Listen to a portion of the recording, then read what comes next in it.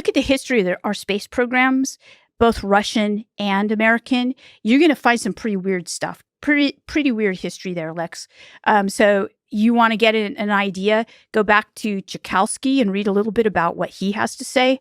If you look back at the history of our space programs, the viable space programs are both Russian and American, and each has an amazingly strange history because the founders of the calculations that got us up into space, the rocket scientists basically, were doing some pretty weird rituals and doing religious things, right? They weren't necessarily like Jack Parsons on our side was out in the desert with people like L. Ron Hubbard and doing really intense rituals, believing that they were opening stargates and things like that. Okay. That's awesome. And they were really doing that. Okay. So then you go to the Russian side, and they had a very specific, non-dogmatic, according to Catholics or Orthodox Christianity, idea of what Christianity was. And they believed that they were interacting with angels, okay? Non-human intelligences. So if you look back and you see muses, you can contextualize them within this tradition.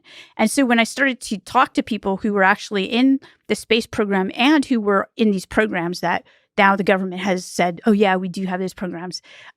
They have the same belief structures. They believe that they were also in contact with these non-human intelligences, and they were getting what they call downloads of information and creating, sometimes with Tyler D in my book, creating technologies that were real, and they were selling them on NASDAQ for, a lot of money, like, say $100 million or something like that, undisclosed amounts, but a lot.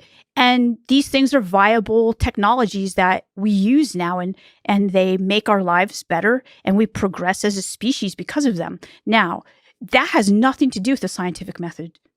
As much as I know, as much as anybody's going to get angry at me for saying that, but sorry, those were strange encounters that created our ability to go into space.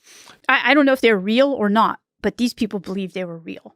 Right. So they have a power in actually having an impact in this world, in inspiring humans to create technology which enable us to do things we haven't been able to do before. Yeah. And I like how we're putting like angels, alien life forms, aliens, and technology all in the non-human intelligence camp, which I really like that, because that's very true. It's this other source of wisdom, intelligence, maybe a connection to the mysterious. Yes. I was really surprised by it. Can you speak a little bit more to the connection between aliens and technology that